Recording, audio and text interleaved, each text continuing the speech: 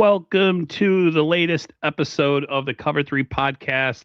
I am Aaron from 49ers First Takes. I am joined by Sterling Bennett of 49ers Access and special guest kind of holding it down today for Dre. He was supposed to be our fourth. It was supposed to be number 4 on the four-man panel, but unfortunately, Dre could not make it today for personal reasons. We're going to hold it down for him.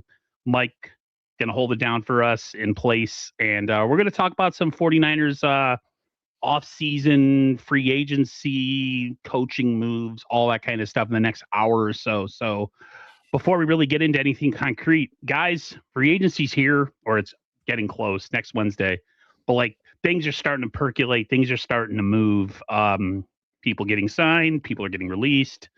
A lot of talk, a lot of chatter. How are you guys feeling about it? With about, I don't know, 5 days ago? Sterling? Feeling good. San Francisco has some money to spend. We'll see if they actually do spend it to this offseason, unlike last year. But I'm excited. You know, every offseason brings somewhat of a reborn optimism for every franchise in the NFL. And I think for San Francisco, they're in a good spot. They got some work to do, but you won 12 games last season, won a playoff game last year. Let's see if you can get closer to hoisting a Lombardi trophy. And that starts with the coaching changes you made. And now it leads into free agency. So the next 5 days, we'll see what San Francisco can do and hopefully make us happy this offseason, which is really hard to do amongst the fan base we currently have. Mike? Yeah, I agree, Sterling. This is the time of year where emotions go up and down drastically because you hear rumors. Oh, you know, Niners could be getting this guy. You could be getting this guy. We're going to release this guy. All that kind of stuff. And it keeps the whirlwind going. And, you know, it's like a kid going shopping. You know, you get some new toys, hopefully at the end of the year. And, you know, they're good pieces and they fit right. And it's what we need and what we want.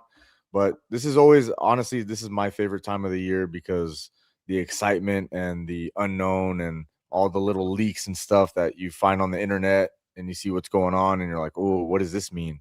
You know, so we'll see what happens.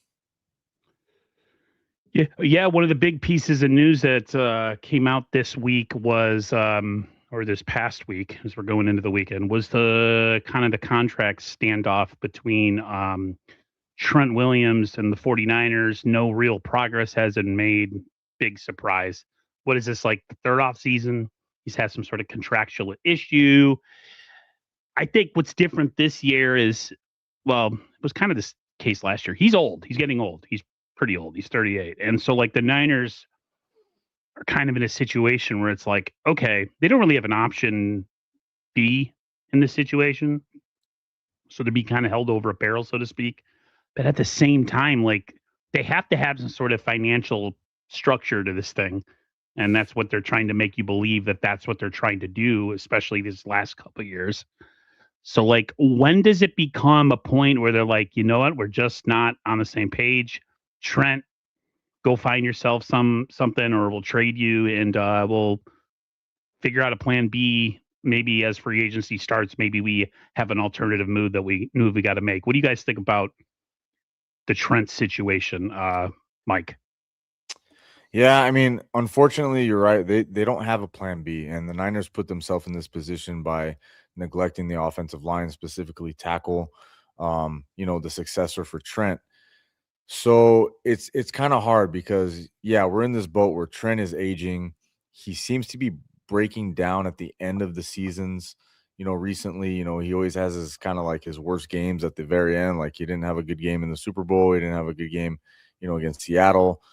And it's just like, what do you do here? Like, yeah, do you just cut it and say, all right, we're going to move on? But then what do you move on to? And what's your plan? Are you going to go out in free agency and find somebody to replace him who's younger, who's not as good? You could, might be cheaper. But then on the other hand, if you re-sign him, now you're pigeonholing yourself into sticking with him and paying an aging left tackle who's declining in play. So I don't know what's going on. I heard rumors that Detroit was poking around at him after they released Tyler Decker and they couldn't come to a contract agreement. So I don't know how truthful that is. Maybe they're just finding out the price. I don't know what the Niners are planning to do, but I'm very curious to see how this shakes out. Yeah, I think this is a pretty cut and dry situation. Trent has San Francisco by the gonads, and he's like, give me all you got. And while that sounds bad in theory because Trent has all the leverage, the Niners also have a luxury of paying a future Hall of Fame left tackle who played, 16 games, 15 games for you last year. And by all intents and purposes was one of the best left tackles in football, albeit maybe had some bad games late in the season, but he didn't show that he couldn't be a quality or a good or elite left tackle at times last year. So, it's a good problem to have when you're paying good players. I know the age is a big problem for a lot of people, and I get it. He'll be 38 or he's already 38 years old. And, you have to ask the question, okay, can you last into your age 38 season, your age 39 season? Maybe if Trent is to be believed, his age 40 season, I don't know. And I think at some point, San Francisco will have to find the next left tackle. But just like Joe Staley, he retired that same offseason. They went and got Trent Williams. And those guys don't fall into your lap often. So you don't want to let those guys go very often. And I think San Francisco doesn't view left tackle or finding the next left tackle a problem until Trent says, okay, I'm going. And I don't think it'll happen this offseason. I think he'll be here, San Francisco 49er for the rest of his career. He'll get paid a ton of money, rightfully so. And, I don't know. It just seems like that this is something Niner fans need to have done. The Niners, Trent should want to have done before the draft, but also they should want it done before training camp. The last thing you can do is have Trent hold out. It was a problem 2 years ago. You saw what happened. So there really isn't a strict timeline, but I think it gets done. And for their sake, God, I hope it's pre-draft and pre-training camp, if anything else. You think they learned their lesson, Sterling, and get it done before? They never do. My God, this team. The only thing I can say is that after they got burned by Brandon Ayuk in that negotiation, they did really peel kind of the wall back or the curtain back of like, look, we're cutting ties with guys. We're going to have some hard conversations, and we're going to be a little more fickle with who we give contracts to. And Trent's the guy you want to give money to. Yeah. I just don't know, like those negotiation tactics they have, the penny pinching works when a guy is 27 wanting to get paid for the first time, not when a guy's 38 going on his third or fourth big time contract. So we'll see what they can do, but I think they do get something done. Oh man, I mean, can you see a place where they say too much is too much and they trade him and then they go find themselves somebody? I know a tackle just came free. His name is escaping me. He just got released. Tyler Decker just got released. Yeah, by the Lions. Mm-hmm. Yeah. Could you see? I'm just pontificating here. I'm not sure. The only scenario I can see San Francisco even thinking of getting rid of Trent Williams is if they got a first-round draft pick inside the top 10. Because he's that valuable to how good they are and guarding Brock Purdy in the running game. You saw when Austin Pleasance was out there playing left tackle against Seattle, albeit it was against one of the best defenses in football. It wasn't very pretty. So I don't know. It just seems like that there really is nowhere to go. This is a straightforward one-lane road of pay Trent. You can't go left. You can't go right. You have to pay Trent. Maybe there's a world where he's like, I went out of San Francisco. I went out of California because the tax is so high, and I want to go to Texas. I want to go somewhere else. I don't know. But in that case, you have to get a pick at 11 or inside the top 10 because you have to make sure you can guarantee yourself getting the top tackle prospect, which probably not going to get even if you are around pick 11 or 12. So again, one lane road, pay Trent. Yeah, Trent has all the leverage for sure. Joseph Vernberg made a good point, though. If we're being honest with ourselves, I know people are going to be like, "Oh, you're negative. Everybody's so negative." He says, "I don't know, man. They aren't winning the Super Bowl with Trent. Why kick the can even further down the road? Is that winning the Super Bowl with Trent this year? Because what about next year, 2028? Like Trent's not going to do a 1-year deal. He's almost telling you, I want a guaranteed money because I want to be here. I want to retire for at least 2 more seasons. Yeah, like he's kind of cementing himself, being like, okay, I'm locked in. Can you give me the money to allow me to lock myself in with you? So maybe for 1 year, I get the complaint of like, trade him now while you can. But the last 38-year-old player, I believe, to get traded was Brett Favre in 2009 when he unretired. He went for a 4th-round conditional pick that could become a 3, a 2, and a 1. San Francisco isn't trading Trent for a conditional 4th-round draft pick. No way. We got a lot of people in here that don't like Kyle Shanahan. Or Shocking. maybe just Mr. BMW Lotus says, Shanny's a choke master. History is screaming at us. Shanny can't do it. At least you're solid in your beliefs. I mean, hey, man, if I had to list the things that I'm worried about right now and with the offseason, in full effect, Shanny's probably like down the list a little bit. I have more issues and more gripe with John Lynch, and then what I think is a window, not a window. What's the word I'm looking for? I feel like John Lynch should be on borrowed time. Yeah, like Kyle's not my worry. I mean, we talked about this, Aaron, right, when Trent was on that podcast recently, and he was speaking glowingly of Kyle and how amazed he still is by him, even in his how many seasons he's been playing. And he says that he feels bad for other players in the NFL because they don't get to experience the magic and the genius of Kyle Shanahan and all the stuff that he does as a head coach. And I mean, let's be honest, if Kyle Shanahan was fired today, he would be the highest paid coach in the NFL in about 27 seconds. Yeah. I mean, with Kyle, I know this is not going to really sit well with some people, but like what he did last year with, guys that are delivering pizzas one week and then they're on an NFL field playing defense for the 49ers because they're decimated across the board on defense. They were decimated everywhere, but defense was just... They had 2 wide receivers that didn't even know the playbook in the playoffs, and they still won. Yeah, there's that too. So Kyle was able to pull, as the saying, he was able to make chicken salad out of chicken shit, right? Yeah. John, on the other hand, I feel like he's the GM, he's the face, he's the representation of this fan base or of this organization. Like he's the guy that's front and center.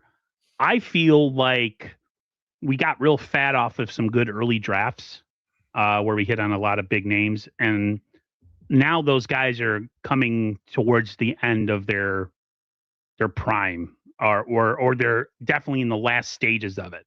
And we're still trying to squeeze that lemon dry. And we haven't replenished the cabinet full of like, oh, here's our next star coming up. And John is the forefront of that. And I could see a situation where, Kyle ain't going anywhere. But I mean, could there be a situation looming where, if they really struggle and miss on this draft and they have a poor season next year and guys don't contribute from last year or this year, that we finally see John Lynch like, hey, we got to get a real GM in here. This is getting ridiculous. There's only so Quasi, much. Bro. They got Quasi. He's going to replace John, right? Quasi drafts, ironically. I just think it's Quasi's so bad. It's crazy to me that like we've been living off these guys that we drafted early on, and like it's getting to the point now where it's like they have to bring back guys that they drafted, or if they're thinking about bringing back guys that they drafted, like you only bring a Deebo Samuel back when you're grasping at straws because you've missed on so many picks, and you're like, oh, I guess we got to bring him back into the fold. He knows the playbook, instead of being like, oh, we got this receiver named Ricky Pearsall who really shined in year 2, and he's looking promising going into year 3, and you don't know about that.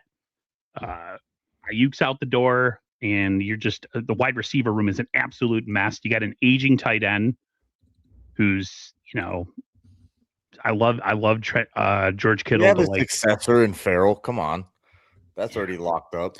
Jesus. 10 million. I just think what? I just think this is a really important offseason. And I think this is a really important draft. I don't know if this is the draft where I'm like make or break, because you could make the case, and I don't know if I'm there just yet, but you could make the case that if like this is a big year for Pearsall and Green and that draft class, if those guys don't hit, that's year 3 of those guys. And if none of those guys find consistency or health, that's a problem. And that is a then wasted draft. Most draft classes don't find or kind of click, or you can make an actual evaluation of them until year 3. Okay, well, you're in year 3 of Pearsall and Green. If they don't click after this year, what's going on? That would 2024 was the first draft you had your first round draft pick back after you traded away picks for Trey Lance. And it's like, if 2024 is bad, it doesn't show some improvement. And then 2025, although did show some things more than 2024 did, in my opinion, already. There is a real case to be made that John Lynch could be on the outs. Maybe not after this year, but if this two draft classes ago isn't good or doesn't come to fruition, and then last year's draft class takes a step back, there's a clear path to getting him out of there. There really is. Now, will it happen? I don't think so, because his team is so well coached on both sides of the football that can make up for a bad draft class at times. But, John to me isn't tied to San Francisco like Kyle is. If John gets a TV job and Kyle's like, I want you out of here, he'll leave. Yeah. One of the points I want to make on this one really is you say that look at the Bills, they got balls, right? Was they fired? Their coach hasn't gotten them to 2 Super Bowls and multiple NFC Championship games. McDermott also sucks.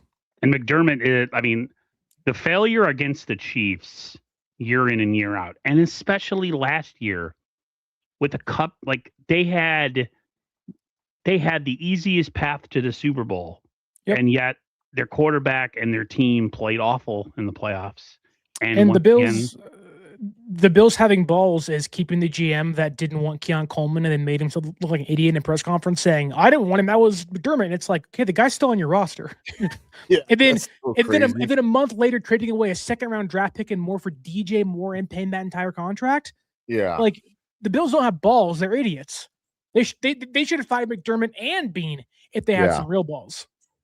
I just think that if you're gonna replace a guy like Kyle Shanahan, if this is what we're trying to get at, and that I'm a moron because that's not even fathomable. It's not happening. Who's coming through the door to replace Kyle Shanahan right Nobody. now? No. What college coach that give me one name that you can tell me that that the Niners would have a better chance of winning a Super Bowl and having more success if they brought in him right now. I would love to see one name, just one. And it's not anybody that's employed by another team. I'm talking about within the assistant coaching rankings or who?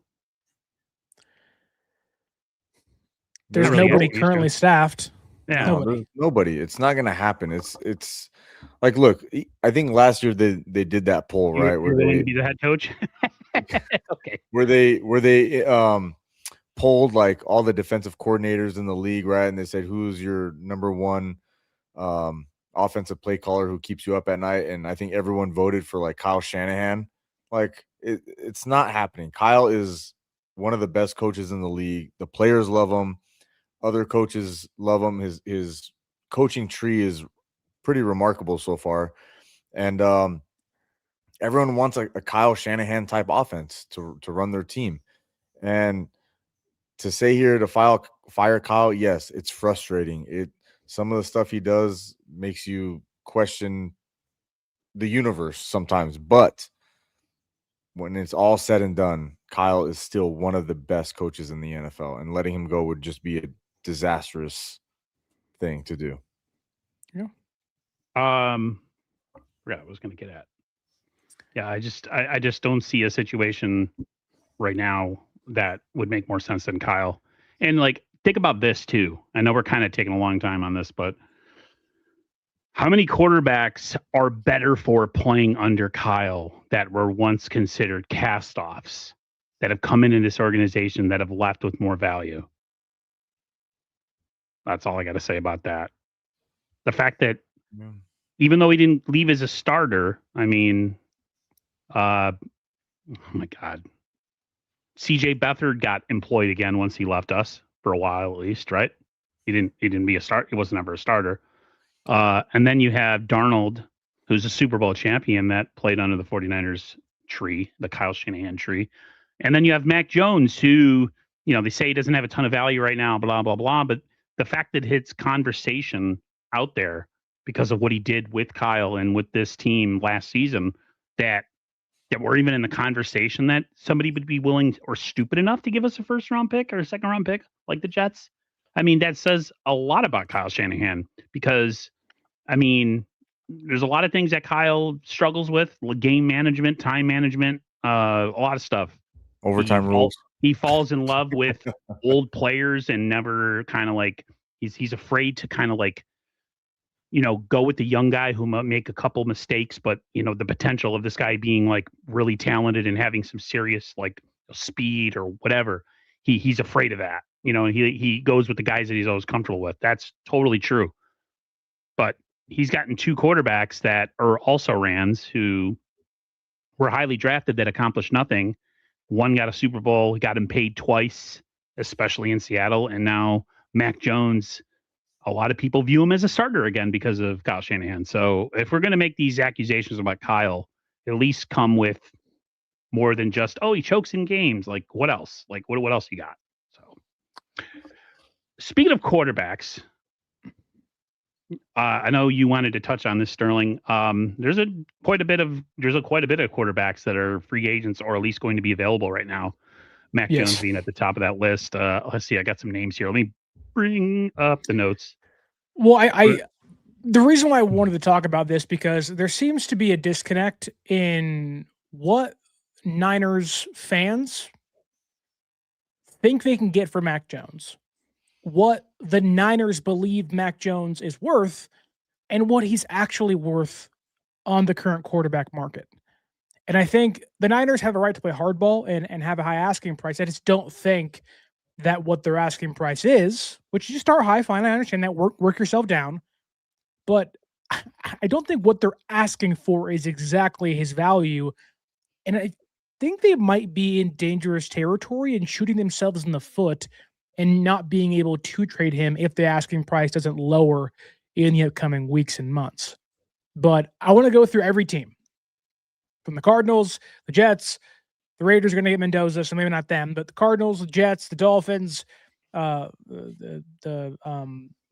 Vikings. Like, let's go through all these teams and let's put quarterbacks in the right places because I think it actually will show us just how small Mac Jones's market actually is. And I think that to me is the important part of you don't have the leverage in this case.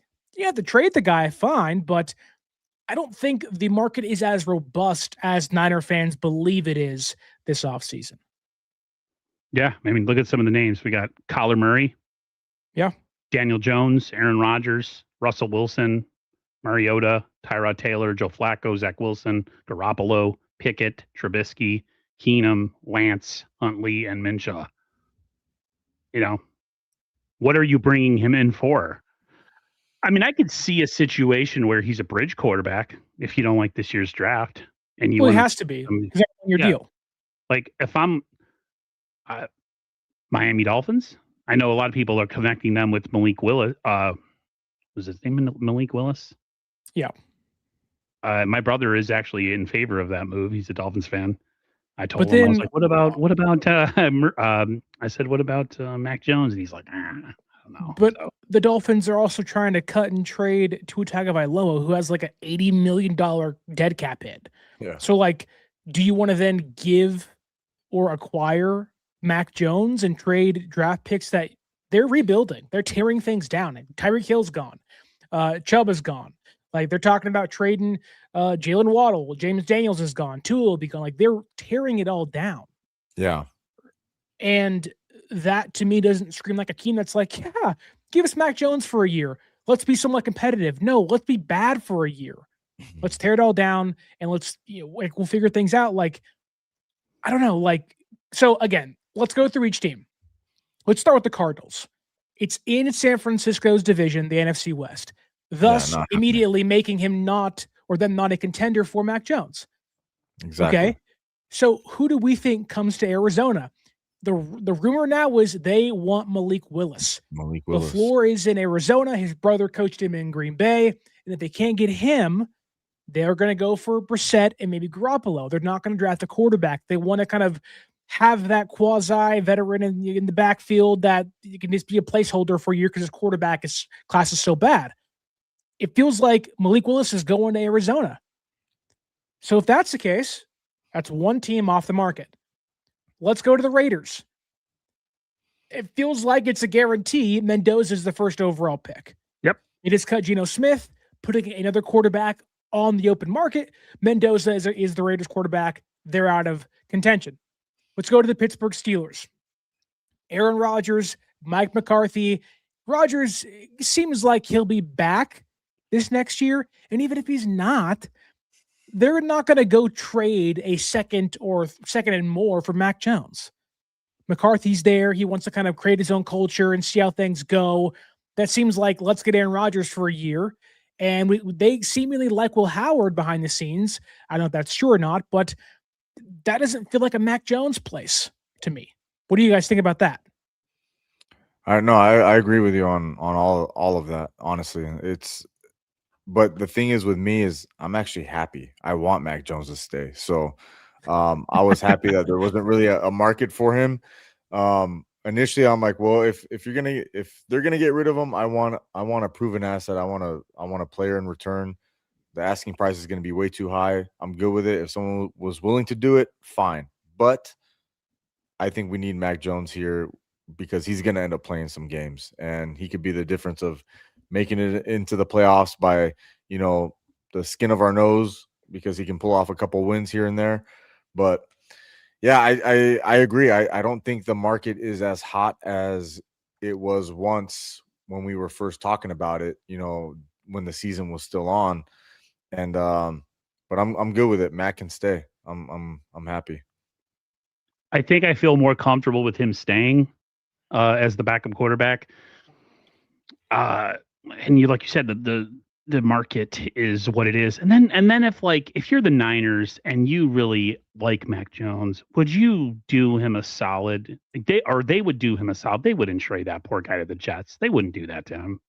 There's no way, would they? Like did that hits? You think it would be a second career suicide. Like him going there, whatever value and worth that he's built with the 49ers, he's going to go to New York. He's going to play under that awful coach, that awful organization, awful owner, and then he's going to be an afterthought, and it's going to suck.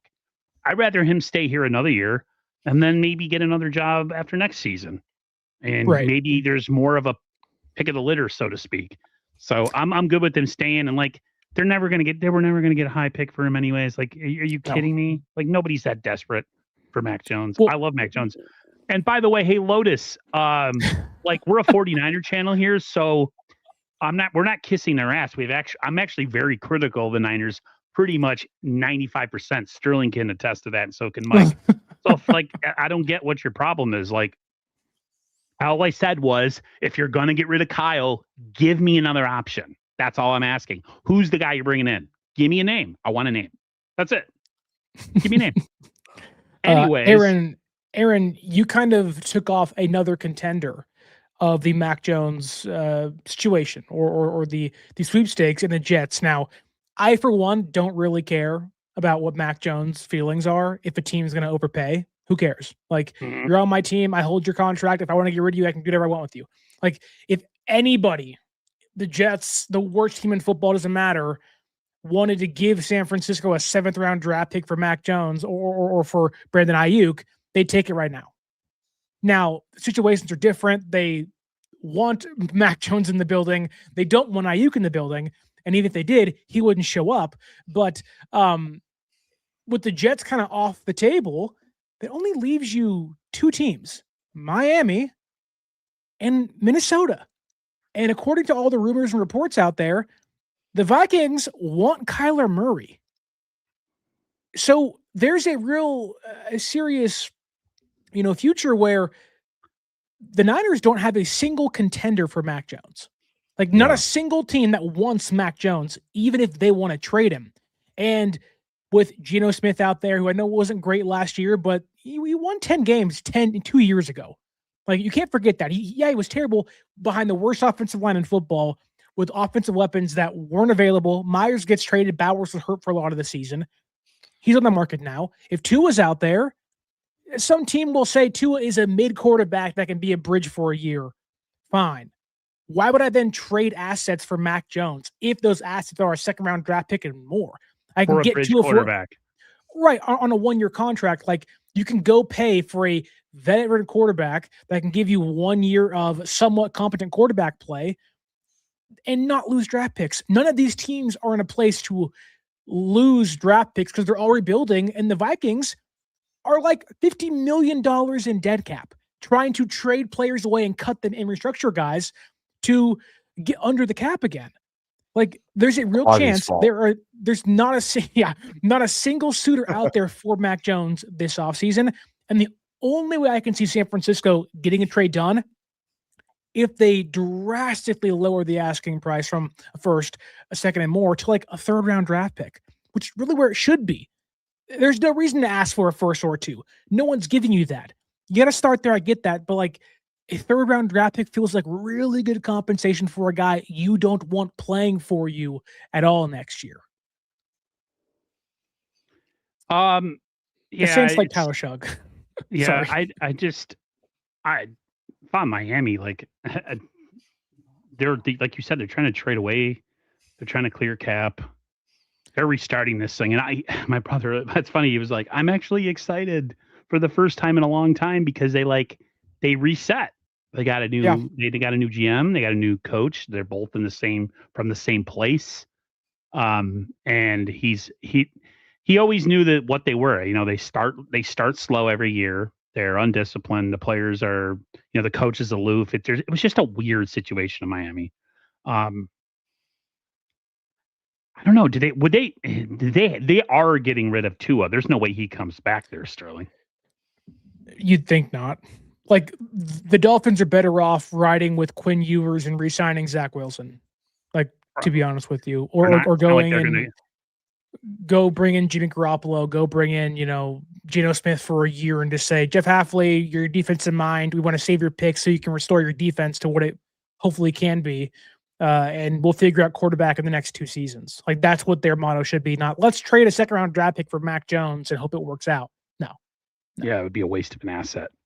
Exactly. Let's get into the free agency frenzy. A lot of names being thrown around. Trey Hendrickson, Max Crosby. Max would have to be a trade, of course. Jonathan Grenard. It looks like he would have to be a trade too, right? Yes, with the Vikings. Yes.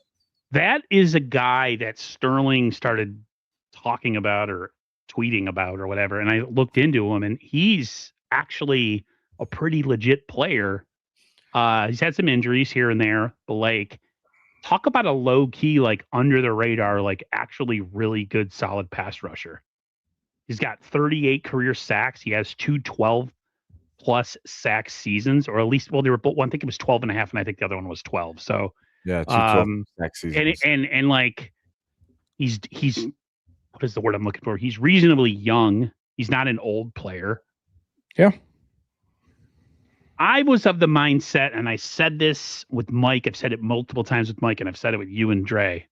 It's quantity over quality in free agency. You're not going to get. You're just signing one player and thinking he's the guy that's going to push you over the top is ridiculous. When I said this to Mike, and it sucks because it very much could be a reality. The team I see making a move for, say, like a Max Crosby would be the Rams. Sure. You know what I mean? Like, realistically, if we're being realistic here, they're trying to maximize the last remaining years of Matt Stafford's career. They have a pretty good young core. They just traded for a corner, right, from Kansas City. I could totally see them doing something to bring Max Crosby to LA. The Niners are not in the same place right now. They're in a different. Listen, I know Sterling, you like to say that the Niners still have a Super Bowl window. I think like their previous window shut with that core of players. I think their window is still reasonably open if they start to kind of rebuild this thing and start to add more pieces back to it. Because they got the quarterback. They still have Fred. They still have Nick. Yeah. They have a couple pieces here. They have a couple pieces there, but they need some serious retooling. Yep. To I agree. Crosby to them would be They have to ridiculous. draft blue chip players. Right. That's Mike's thing. You got to start adding more blue chips back to this team. But like the Max Crosby thing just doesn't make sense. But I'd love to hear from you, Sterling. Yeah, the Crosby one doesn't make sense to me. Niners want to save their draft picks. They want to make the right moves and everything. That's why I think they're in the business of wanting, or at least interested in trading away Mac Jones to get more assets. The more you can get inside that top 100, the better position you're going to be in the draft to get younger players, have more shots at positions, fix your offensive line, fix your defensive line, whether it's a cornerback or a safety. You can get more talent in the room and at least have an opportunity to say, okay, we got 6 guys we like. If 3 of those guys work out, we're in a good spot. If 4 of those guys work out, we're in a good spot. But I think San Francisco this offseason can play in the B tier of free agency, can play in the B tier of the trade market, whereas last year was like you're playing in the C and D tier of free agency. D. They have some money to spend. F. And I do think that, going back to Grenard, I think he'd be the perfect edge to opposite Nick Bosa. About $38 million for the next 2 years, so 19 per season. When it comes to cap, you can obviously change that, lower it, extend it, give him more guaranteed money, rework things to lower his cap hit. But you then have to probably trade Bryce Huff, which I wouldn't mind doing if you can get Grenard in the building. And maybe Mac Jones is a part of that deal. I don't know, but that is a deal. If I'm the Niners, I know Seattle wants to make that trade. And if you think, I think they believe they are in contention with Seattle, not too far away from them. The Niners have never had a really good number 2 edge rusher. They tried. D Ford lasted for 3/4 of a season. It was never the same.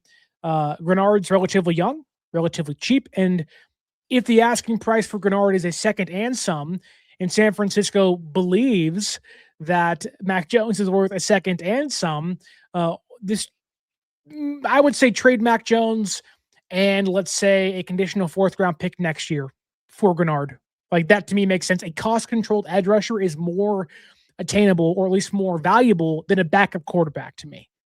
Like you're getting a 3-down player, the best edge rusher you've had opposite Bosa ever, if you get Grenard. So, and you could turn him. You could turn him into something too. Like if he pops off with the 49ers, essentially they could use him and get a trade for him if they don't want to pay him and they want to bring, have somebody younger take over for that.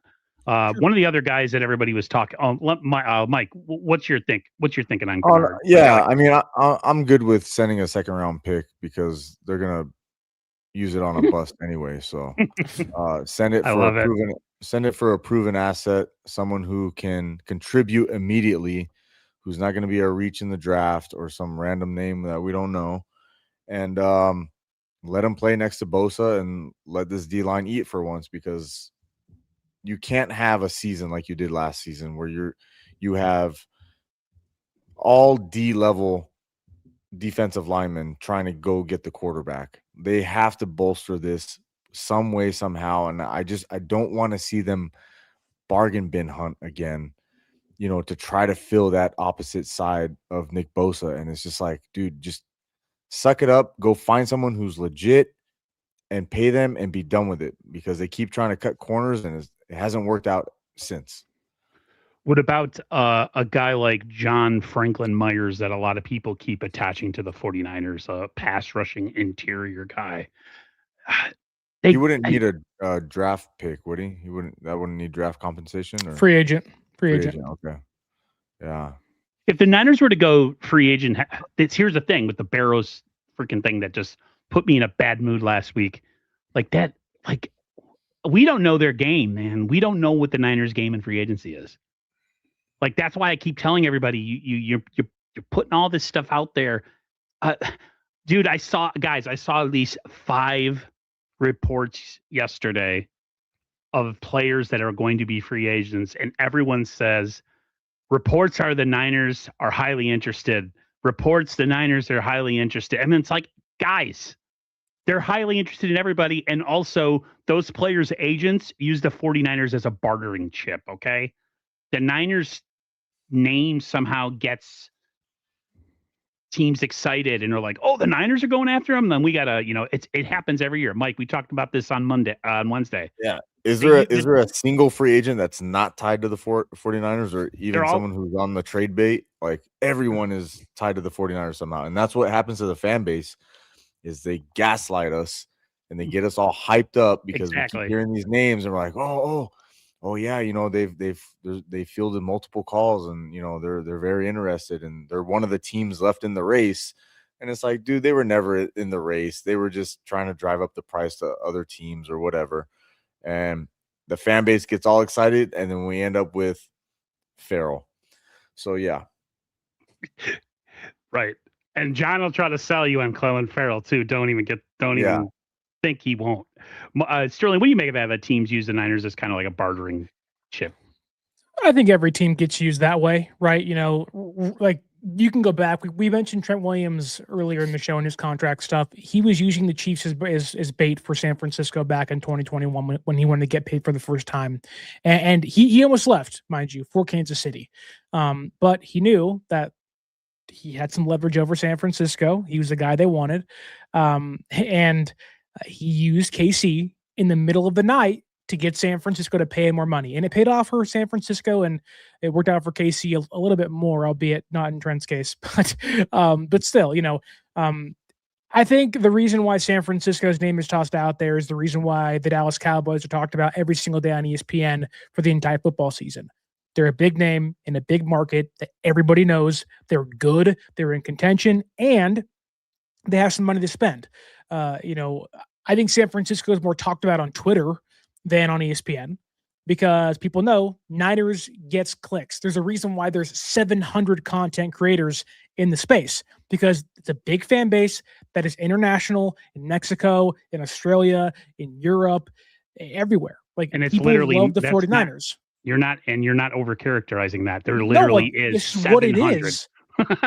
and so like when you do that, it gets 700 people in the international market talking of Niners.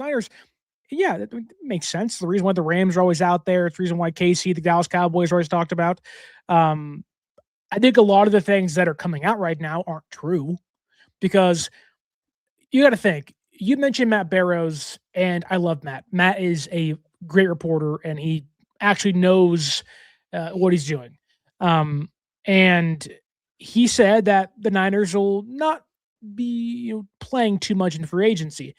Then a week and a half later, he's saying they're going to monitor Trey Hendrickson's market. They like John Franklin Myers. They're going to be in on him. Okay, well, what does that even right? So what does that mean? I think San Francisco told us what they were going to do. John Lynch openly said we are going to be targeted in free agency. They're not going to go out there and buy 10 free agents. They're going to go out there and buy 2 or 3 guys they really like. And if they got to pay up for one, maybe I would pay up for John Franklin Myers. He is he is one of 3 defensive tackles the last 2 seasons to have 8 sacks and 39 pressures, according to Pro Football Focus. He's from the inside. He's in the grouping of proven talent among Leonard Williams. I'm not saying he is that player or has that ceiling, but when it comes to production, he's been there the last 2 seasons. He was with Raheem Morris in Los Angeles early in his career. He was with Saleh when he was with the Jets. There's so many ties to him in San Francisco where you may have to outbid somebody else and pay up for him, but my God, I'd rather you go sign this guy than draft a defensive tackle around 1 or 2. Really what San Francisco should do is sign John Franklin Myers to whatever he wants. He's only 29 years old. And then goes draft the defensive tackle in round 4 or 5. You're trying to find starting caliber talent to pair with Bosa and Collins and Michael. Yeah, and you already have 2 defensive tackles that you drafted last year. Yeah. Now exactly. You added 2 more guys to that. Now those guys that you drafted last year can kind of fall in the depth chart where they actually belong. Instead of being maybe playing out of position, maybe they're overexposed, maybe they're not good enough to play in that position. To me, if the Niners make 3 targeted free agent moves, I'd be happy. If they go out there and they get a defensive tackle, a receiver, and an edge in free agency, I'd be very happy. There's names out there that a lot of people are. Everybody's connected. I just saw that. I don't know if they took it back, but they said Rashawn Gary from the Packers just got released. I guess he got hacked, yet somehow had a graphic ready to go saying he was going to be gone. So I don't know what any of that means. I think somebody kind of like But middle. I also wouldn't sign him because he had knee injuries and knee surgery and hasn't really recovered since then. Yeah, but that's right up the 49ers alley, right, Mike? Yeah, of course. And then put him next to a substation. That's because then they could have the excuse if he gets hurt next year. Well, he was already injured coming in. It wasn't anything to do with our trainers. I think I would rather them pay for John Franklin Myers, go sign a veteran left guard, and then go pay for a free agent or wide receiver. Go get whether it's Romeo Dobbs or Jalen Naylor, or go get 2 receivers for all I care. Go get Dobbs and Naylor. I don't know. There's a way they could work this. It doesn't kill their cap, and it makes them an incrementally better team. Yeah, but he played 16 games last year. They may be behind him. I don't know. That worries me too. You're right, Aaron. But the Niners can, if they make 4 free agent signings and maybe some lower level guys behind the scenes, that are Clea Davis or Kevin Givens type players to improve the depth. There's a way San Francisco walks out and it doesn't pay a ton, but really looks good when the offseason's all over and we're all sitting back wow, the depth chart actually looks pretty deep for the first time in a couple of years. Now, who in the wide receiver market, who would you guys want? See, for me, I know Dobbs keeps getting brought up with the Niners. I am not a fan of Dobbs. I think with us getting rid of Juwan Jennings, who is a dog, who is a fighter, who is a antagonizer in our division, we have top DBs, right? We got Seattle, all their DBs are all dogs. The Rams got McDuffie, and Arizona has Will Johnson. You can't bring a guy who's scared to get hit with a football, and it just the visualization of him wearing the Guardian helmet as a wide receiver. Take all the medical stuff out of it. It doesn't look good. We need dogs. We need someone who's going to fight these DBs, who's going to go toe to toe with them. And, to me, it just comes off as soft, and I don't like it. And you can't give up a dog and go get Dobbs. You know what I mean? In Juwan Jennings.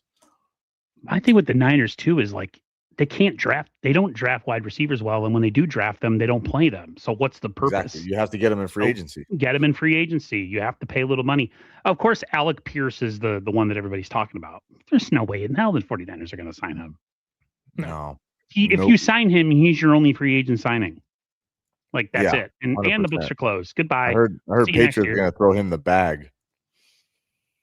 We'll see. We will see. Debo is dog shit. No, he's just old. He's old and old and old. And he was better than Pearsall last year. Yeah. I could be better than Pearsall last year.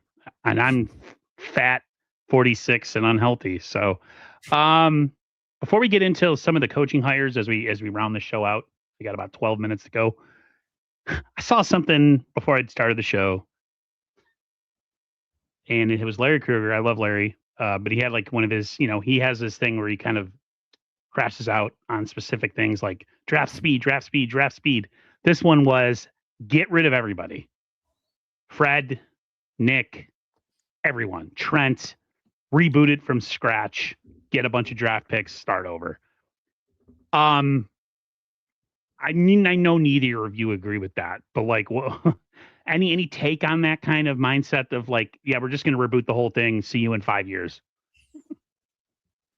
Well, it's one of those things that if you're going to do it, you kind of have to do it all at once. And I don't know, last year I kind of felt like it was a half-ass rebuild. And this year, is it going to be another half-ass rebuild? But you can't get rid of everybody, especially Fred Warner. That's blasphemous talk right there. He's your culture setter. He's your captain of the defense. He's your heart and soul of the team, pretty much, right? When anything you think about 49ers, you think Fred Warner. That's the first person who comes to my mind.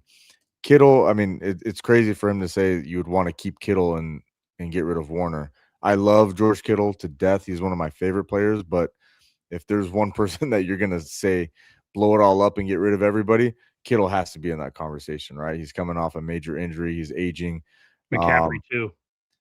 But like he's close.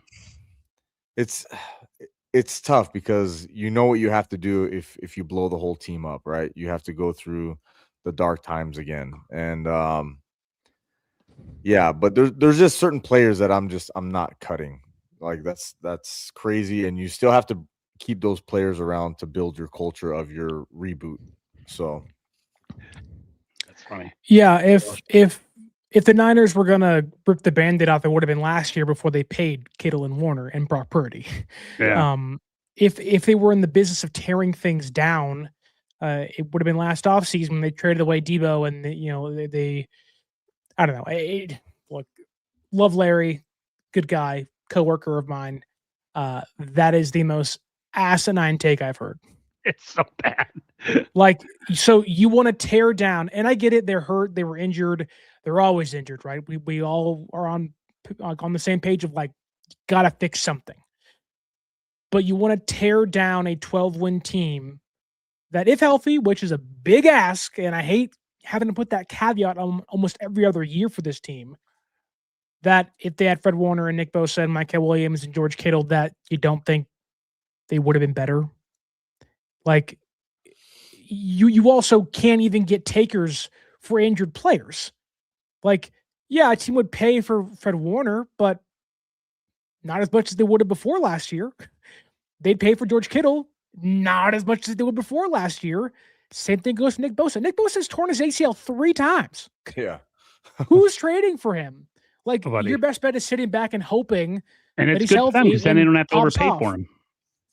Right. So, look. I know what Larry's doing and he's saying, because Larry is in the get as many draft picks as you possibly can and, plug in 21 brand new 22-year-olds into the roster, and if 6 of them work, well, then you have your core again. And that's just unrealistic. You're not trading back 6 times in the NFL draft and saying, well, we didn't make a pick till round 2, but we have 19 third rounders and look at us. You're not trading away your entire star caliber players and saying, wow, we got 10, 6th-round draft picks and 10 third-round draft picks. No one's doing that unless you are admitting you're going to fire Kyle, you're going to fire John, you're going to trade Brock, and you're admitting mistakes. None of these players are mistakes, and they're all good when healthy. There's concerns. There always is concerns. But you are not going to win. And I can guarantee you, if Niner fans aren't angry now, conceding will piss them off even more. Yeah. Oh, you were a 12-win team last year and you're trading everybody away? Really? Really? What are you doing? For a bunch of third-round draft picks? Really? Yeah. That'll make it worse. And there's no guarantee based on their track record that those picks would even hit anyways. So why would you do that? You can't do that with this team. You can't just trade proven assets for draft picks because they can't draft. They're inept at drafting. It's one of the craziest things ever. I don't know. He gets like 9,000 million views on his YouTube channel. He's a freaking big time guy. So he can get away with takes like that. and look, like, it's all love and all respect. It's just like, we all have bad takes. I've had bad takes. We all have bad takes. This is a bad take. I never have bad takes. No, I'm just kidding. I know it's coming from the place of they're getting older. You need to get younger and quicker and stronger and faster. Look what Seattle did. Look what the Rams are doing. Like, I get it in the context of like, you need to like really recalibrate how you do things. I totally get it. But sometimes there is the paralysis by overanalysis, and this is what it is. Like, take a step back, look at how much money they can spend, look at the draft picks.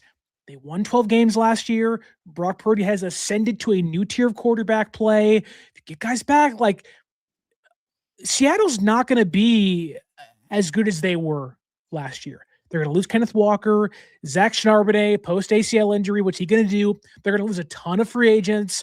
And if they can draft well, we'll see what happens. But the odds are it's very hard to compete and repeat in the NFL. What if Matthew Stafford gets hurt? Bang, you're in second place. Wow. What if Sam Darnold isn't good next year with Kubiak not in the building? Like, a lot can be said, and I think it's like let's take a step back and breathe. San Francisco has 2 picks inside the top 50, I believe, or one at 27 and one around 54. They got a couple of third-round draft picks. And they have free agency. Like, they're not too far away. Just take a step back, breathe, and not trade away your all-pros and future Hall of Famers for nothing. Yeah, especially your all-pro who played every single game last year with a broken foot and still made it through.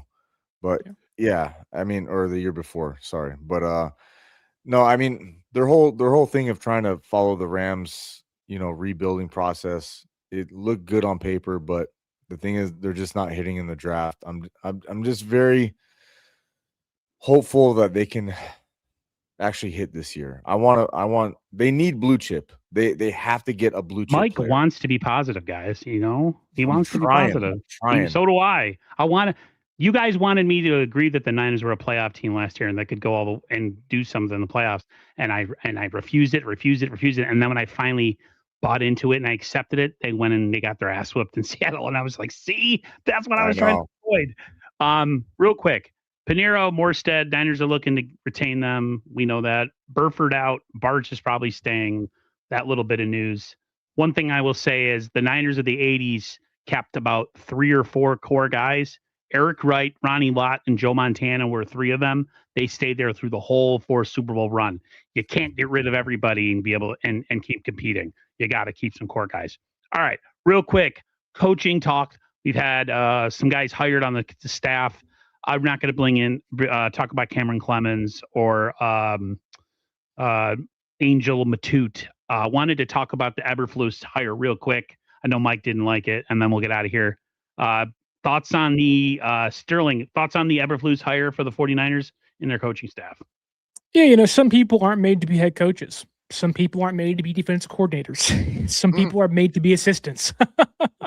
And I think there is, despite recent struggles, Eberflus has had a pretty good track record of developing linebackers.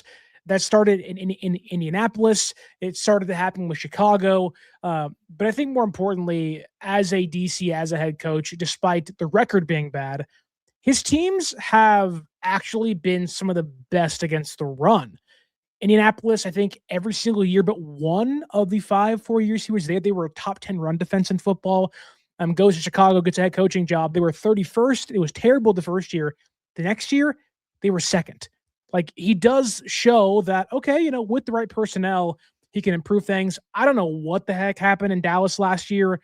Personnel-wise, they weren't great. It was Parsons was gone. Then Clark was in there. They had no edge rushers. Then Quinn Williams got there. And it was just like, I don't know what's happening. But, nobody liked Gus Bradley when they hired him. And he was a great red zone defensive coach. So you give him an opportunity. What I don't want, and this is the Niners have hired 2 people that scare me if they are the kind of waiting in the wings type of coaches. If Eberflus is your eventual Raheem Morris replacement, I don't like that. If Kwesi is your eventual John Lynch replacement, I don't like that. That scares me. So we'll see how things go. But as assistants, as executives in the front office, 2 small hires that can help you a lot. Like, why not have an extra defensive coordinator in the room that was an ex-head coach? Even if he failed, he's still done it. He's seen it all. He runs cover 1, cover 2, cover 3, cover 4. He's a very more expansive-minded defensive coach than Gus Bradley was. So he'll bring something new to the table. And I think if he's not leading the charge, there's really no harm in it whatsoever. Mike? Yeah, to me, it's what have you done for me lately? And like you said, Sure. he was a failed head coach, failed defensive coordinator. Dallas, even with a very, very high-powered offense, which you would think would put the defense in a very good position to win, they had one of their worst seasons historically. Yeah. And they weren't even as injured as the Niners defense. So I don't know what the excuse was there.